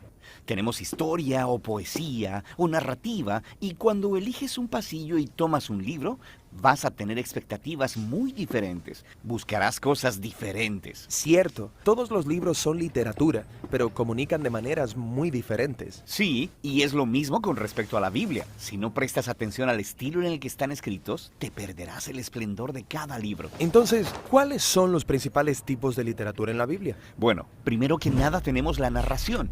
Compone nada menos que el 43% de la Biblia. Después de eso tenemos la poesía, que compone el 33% de la Biblia. Y luego tenemos lo que podrías llamar discurso en prosa, que compone el 24% restante. Casi la mitad de la Biblia es narración. Sí, y esto no es un accidente. Las historias son la forma más universal de comunicación humana. De hecho, nuestros cerebros están diseñados para recibir información a través de historias. Y las historias son realmente entretenidas. ¿Por qué? Bueno, las historias nos entrenan para encontrarle sentido a los eventos que aparentemente suceden en la vida al azar, tomando esos eventos y poniéndolos en una secuencia. Y luego, cuando están juntos, puedes empezar a ver el significado y el propósito de todo. ¿Y qué es lo que une todo esto? Bueno, Las buenas historias siempre tienen un personaje que quiere algo, y luego, a través de estos personajes, el autor puede explorar las grandes preguntas de la vida, como quiénes somos y qué es lo que verdaderamente importa en la vida. Y una buena historia siempre involucra alguna clase de conflicto. Algún reto que superar, justo como en nuestras propias vidas. Y eso nos obliga a pensar en nuestros propios retos, en por qué hay tanto dolor o decepción en el mundo y qué podemos hacer al respecto. Y las historias usualmente terminan con alguna clase de resolución que nos da esperanza para nuestras propias historias. Ya que estas son historias bíblicas, ¿me muestran los personajes cómo debo vivir? Pues ese no es el punto. La mayoría de los personajes de la Biblia tienen defectos muy profundos. No debería ser como ellos, pero sí debemos vernos a nosotros mismos en ellos, lo que nos ayuda a ver nuestras vidas y nuestros defectos desde una nueva perspectiva. Y sin que te des cuenta, estas historias comenzarán a afectarte y cambiarán la manera en que ves el mundo, a otras personas y a ti mismo. Ahora, hay diferentes tipos de narrativa en la Biblia. Sí, tenemos la narrativa histórica, pero también las parábolas narrativas y las narrativas biográficas cortas, como los 4 evangelios. Los examinaremos en otros videos más adelante. Ok, después tenemos la poesía, que honestamente no leo mucho. Sí, como la mayoría de las personas, pero 1 de cada 3 capítulos en la Biblia es poesía. Sí, ¿por qué tanta poesía? Bueno, los poemas hablan principalmente a través de un denso lenguaje creativo, uniendo imágenes para ayudarnos a visualizar el mundo de manera diferente. Los poemas usan mucha metáfora para evocar tus emociones y tu imaginación. Mucho lenguaje elegante, pero ¿no sería más fácil simplemente decirme lo que necesito saber? Bueno, piénsalo. En la vida tendemos a formarnos rutas mentales y pensamos mediante estos caminos familiares que son muy difíciles de escapar a través de la lógica o el razonamiento. Y lo que hace la poesía es obligarnos a salir del camino que nos es familiar hacia un nuevo territorio. Es astuto. Y hay diferentes tipos de poesía en la Biblia. Hay muchas clases de canciones o salmos. Después tenemos la poesía reflexiva de los libros de sabiduría. Y luego tenemos la resistencia apasionada de los profetas. Ok, el último gran tipo literario es el discurso en prosa, que compone 1/4 de la Biblia. Sí, estos son discursos, cartas o ensayos. Y el enfoque aquí es construir una secuencia de ideas o pensamientos en un argumento lineal que requiere una respuesta lógica, como, hey, ¿has pensado acerca de esto? También deberías considerar cómo se conecta con esto otro. Y si haces esto, entonces verás que esto es el resultado y a la luz de esa conclusión, por tanto, probablemente debes dejar de hacer eso para que esto otro sea el resultado. Así que me estás persuadiendo con razonamiento. Sí, el discurso te obliga a pensar lógica y consistentemente y luego a hacer algo al respecto. El discurso bíblico se encuentra en los conjuntos de leyes, en la literatura de sabiduría y en las cartas escritas por los apóstoles. Está bien. Entonces cada libro de la Biblia tiene un estilo literario. No, de hecho, la mayoría de los libros tienen un estilo literario primario, como narrativa, por ejemplo. Pero luego, incrustado en la narrativa, encontrarás poemas, parábolas o una colección de leyes. Todo libro bíblico tiene una combinación propia de estilos literarios. Y para leer bien ese libro necesitas estar familiarizado con cada tipo de literatura y cómo funcionan. Sí, así que sabrás a qué ponerle atención y qué preguntas hacer. Pero antes de que veamos cada tipo, hay una característica más unificadora de la literatura bíblica que es realmente importante y realmente genial. Y eso es lo que exploraremos próximamente.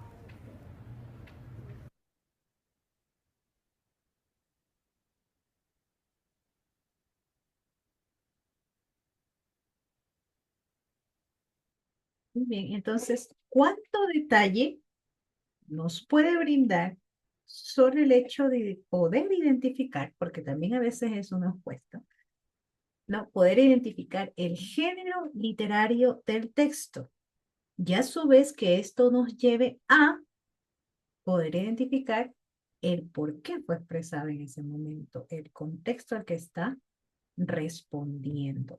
Hasta aquí, preguntas, comentarios, opiniones, cosas que tal vez no estén quedando claras, que quizás ustedes me digan, necesitaría que usted extienda un poquito más en esta parte, o una mayor explicación, o un mayor detalle acerca de algo.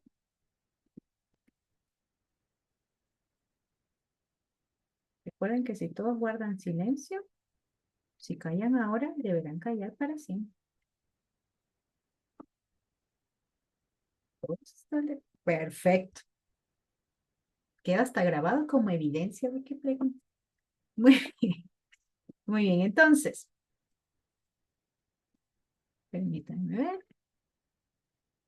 Sí, por el día de hoy vamos a avanzar un método más. Sé que es mucho detalle también, puede ser cansado tanto detalle y tanta situación en cuanto a todo lo que hay que considerar en cuanto a la exégesis. Pero imagínense todo el ejercicio que nos conlleva centrarnos en un método, poder considerar ese método y trabajarlo constantemente hasta que se vuelva parte ya de nosotros. Y así poder descubrir y pues tener todo un dominio de alguna manera, ¿sí? O en ciertas áreas del texto que nos lleven a hacer reflexiones más profundas, ¿sí?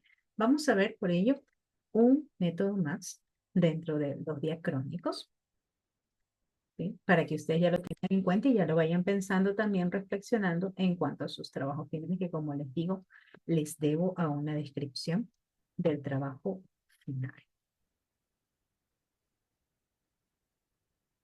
Muy bien, entonces, avanzando en uno más de estos métodos en cuanto, y tenemos aquí el análisis de las tradiciones, ¿no?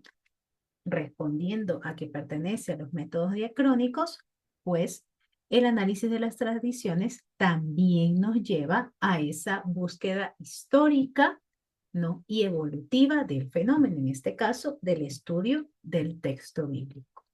Entonces, casi todos los libros bíblicos incorporan en su composición tradiciones litúrgicas, leyendas históricas, relatos populares, entre otros.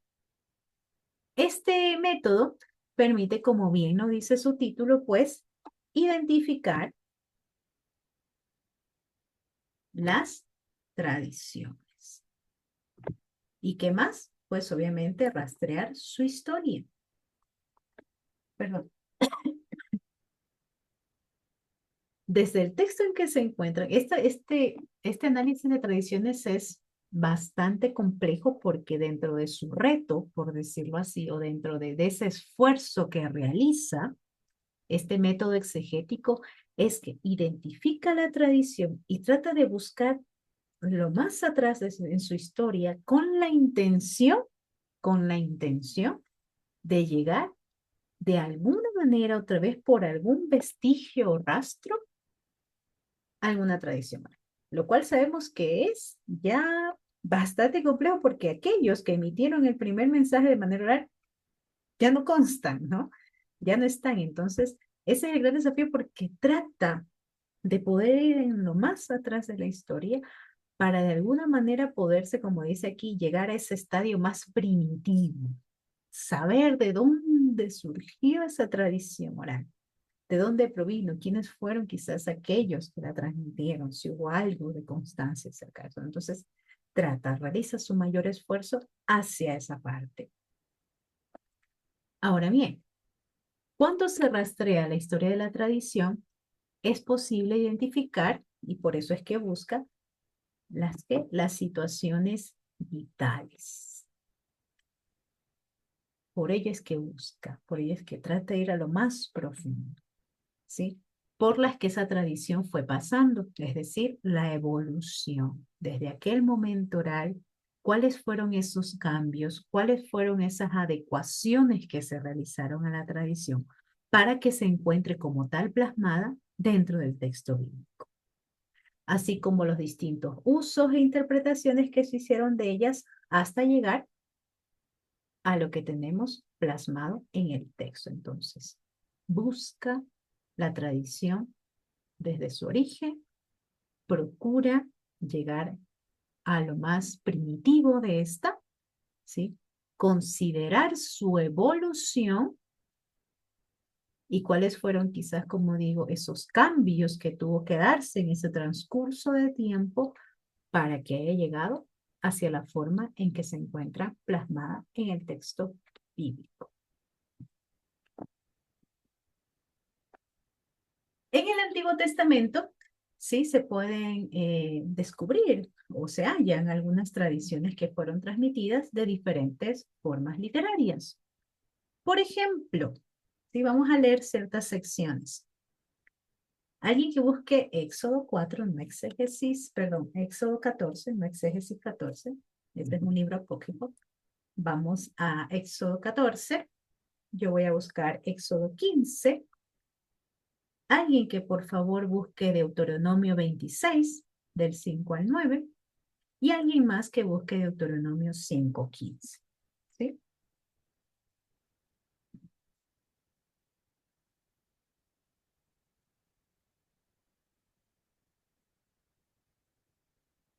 De Éxodo 14 vamos a leer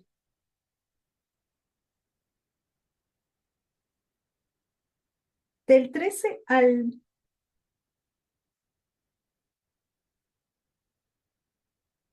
Sí, del 13 al 20. Alguien que por favor, Éxodo 14, los versículos del 13 al 20. Aquí habla sobre la liberación de la esclavitud. Por favor, hermano Héctor. Y Moisés dijo al pueblo: no temáis, estáos quietos y ved la salud del Señor, que él hará hoy con vosotros, porque los egipcios que hoy habéis visto, nunca más para siempre los veréis. El Señor peleará por vosotros, y vosotros estaréis quietos. Entonces el Señor dijo a Moisés: ¿por qué me das voces? Di a los hijos de Israel que marchen. Y tú alza tu vara y extiende tu mano sobre el mar, y divídelo, y entren los hijos de Israel por en medio del mar en seco.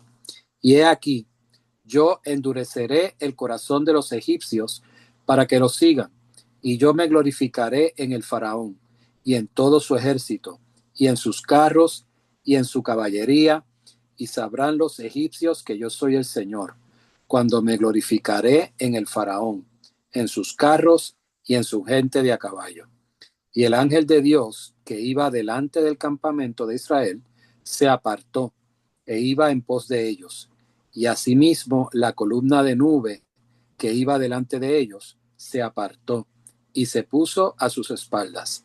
E iba entre el campamento de los egipcios y el campamento de Israel, y era nube y tinieblas para aquellos, y alumbraba la noche a Israel, y en toda aquella noche nunca llegaron los unos a los otros. Gracias, hermano Héctor. Y ahí continúa el relato, ¿no? Y habla acerca ya sobre el mar y todas las situaciones que hubieron. Ahora bien, esto habla acerca de la liberación en una forma de relato. Nos está contando todos aquellos acontecimientos en una forma de relato. También se hace expreso en un canto de victoria. Entonces cantó Moisés y los hijos de Israel este cántico a Jehová y dijeron: cantaré yo a Jehová porque se ha magnificado grandemente. Ha echado en el mar al caballo y al jinete. Jehová es mi fortaleza y mi cántico y ha sido mi salvación. Este es mi Dios y lo alabaré. Dios de mi Padre y lo enalteceré. Jehová es varón de guerra y Jehová en su nombre echó en el mar a los carros del faraón y su ejército. Y sus capitanes escogidos fueron hundidos en el mar rojo. Los abismos los cubrieron, descendieron a las profundidades como piedra. Tu diestra, oh Jehová, ha sido magnífica en poder. Tu diestra, oh Jehová, ha quebrantado al enemigo. Y con la grandeza de tu poder has derribado a los que se levantaron contra ti. Enviaste tu ira, los consumió como hojarasca. Al soplo de tu aliento se amontonaron las aguas, se juntaron las corrientes como en un montón. Los abismos se cuajaron en medio del mar. El enemigo dijo: perseguiré, apresaré, repartiré despojos. Mi alma se saciará de ellos. Sacaré mi espada, los destruirá mi mano. ¿Quién? Voy a saltarme un poco. Extendiste tu diestra, la tierra los tragó. Condujiste en tu misericordia a este pueblo que redimiste. Lo llevaste en tu poder a tu santa morada. ¿No? Entonces, hablan acerca de la liberación de la esclavitud, pero en diferentes formas. Y obviamente, como les decía, aquí era lo que les mencionaba del análisis de las tradiciones, de por qué hay ese cambio o por qué hay esa diferente forma de expresión. Entonces, quiere decir que quizás responde a una tradición diferente. Entonces, poder averiguar a esa tradición desde dónde proviene y el porqué de este surgimiento, ¿no? También de confesiones de fe, como por ejemplo, ¿alguien buscó Deuteronomio 26 del 5 al 9? Deuteronomio 26 del 5 al 9.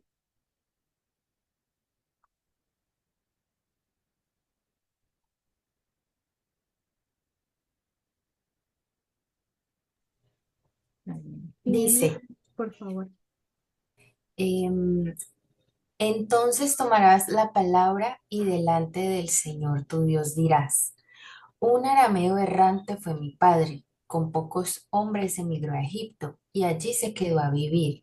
Y allí creció y llegó a ser una nación grande, fuerte y numerosa. Los egipcios nos maltrataron, nos oprimieron y nos impusieron una cruel esclavitud. Pero clamamos al Señor, el Dios de nuestros padres, y el Señor oyó nuestra voz y vio nuestra aflicción, nuestros pesados trabajos y nuestra opresión.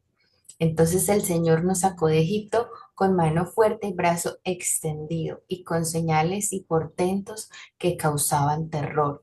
Y nos trajo a este lugar y nos dio esta tierra, tierra que fluye leche y miel. Ok, y entonces sigue hablando de ese momento de cautiverio y de liberación. O también, como nos dice 5:15, que fue como una motivación para que guardaran la ley. Acuérdate que fuiste siervo en la tierra de Egipto y que Jehová tu Dios te sacó de allá con mano fuerte y brazo extendido, por lo cual Jehová tu Dios te ha mandado que guardes el día de reposo.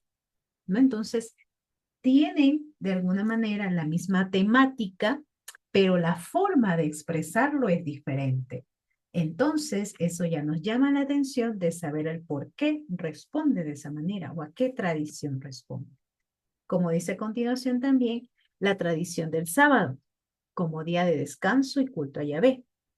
Ahí lo encontramos en 3 textos, ¿no? En Éxodo 20, del 8 al 11, Deuteronomio 5, 12 al 15, Levíticos 19, 3. Cada uno de estos versículos, cuando los leemos, expone motivos diversos por los cuales se debe guardar el sábado, pero resalta ese hecho, el sábado. ¿Por qué guardarlo? ¿No? Pero la tradición nos lleva a exponer diferentes motivos del por qué hacerlo. Entonces ahí incluso ya viene ese contexto también cultural, ¿no? ¿Por qué era importante para el relato que quizás encontramos en Deuteronomio, encontraré con Levítico, por qué era importante la razón que ellos trataban de resaltar dentro de esa tradición? Consultar y así encontraríamos una respuesta más apropiada a estos cambios o a estas variaciones que podemos hallar en el texto. Y en el Nuevo Testamento pues también encontramos esto. Y una de esos es pues el relato acerca de la Santa Cena de Jesús con sus discípulos. Este relato encontramos referencias en Mateo, en Marcos, en Lucas, en 1 Corintios también. Todos estos textos nos hacen mención acerca de ese momento de la última cena, de la cena pascual o de la Santa Cena, como también lo mencionamos nosotros. Pero cada uno de estos relatos tiene una característica, tiene un matiz diferente, como dice aquí, que le fue dado por el autor. ¿Por qué? Porque trataba de resaltar o de destacar alguna situación o tradición, en este caso, que es lo que nos lleva a analizar este método en particular, a la cual respondía la forma en que estaba siendo expresado el relato. Y aún también todos estos, pues considerar todos esos detalles que guarda el relato detrás, porque si analizamos la Santa Cena, cada uno tiene diversos relatos o diversas situaciones que considerar en cuanto a ello. Entonces, como menciona aquí, la institución de la Eucaristía es una tradición común. Sin embargo, ha sido transmitida con diversos matices por cada autor. Ante textos que transmiten una misma tradición, pero con cambios en su forma literaria, el análisis de las tradiciones se pregunta por la razón de estos cambios. Conocer la razón va a llevarnos a conocer la tradición. ¿Cuál puede ser la situación en la que se compuso el escrito? cuál fue esa forma y obviamente pues cuál de estas entonces, de todas estas narraciones, de todos estos matices que nos presenta, ¿a qué trata de llegar? ¿A cuál fue la más antigua? Como les decía, trata de ver esa evolución. Entonces, si la Eucaristía está presentada con un matiz en Mateo, con otra en Marcos, con otra en Lucas, con otra en Primera de Corintios, hago el rastreo para encontrar a cuál de estos es la más antigua. Y entonces a partir de ello puedo empezar a establecer una evolución de esta tradición. ¿Por qué fue necesario en ese contexto, en ese momento, agregar quizás un diálogo, poner un escenario diferente, agregar algún elemento en particular? ¿A qué necesidad estaban tratando de responder cuando hicieron esas adecuaciones del texto? O cuando decidieron que prevalezca algún tipo de tradición. Eso es lo que trata de ayudarme a responder el análisis de las tradiciones. Para identificar una tradición, estas pueden ser unas preguntas guías. Hay formulaciones similares en textos independientes, o sea, en otros relatos, otras culturas, otras costumbres. Hay una estructura común, tiene una introducción, o tiene un saludo, o muestra solo dos personajes, o tiene una métrica tal vez diferente. Hay contenidos comunes. ¿Trata de transmitir el mismo mensaje en cada uno de ellos? ¿O trata quizás de despertar algo más en la interpretación que se le pueda dar? Una vez que se identificado el texto que transmite la tradición, pues, como les mencionaba, se hace esa comparación para poder descubrir cuál es el más primero. La crítica de las tradiciones ayuda a entender al mundo cultural e histórico, donde vivió el autor y las relaciones entre los diferentes elementos en cuanto a la historia de ese contexto, de ese pueblo donde se desarrolló el acontecimiento. Entonces, como les digo, a cierta perspectiva o desde cierta vista, este podría ser uno de los más desafiantes porque nos lleva a de una u otra manera tratar de determinar cuál es el más primitivo.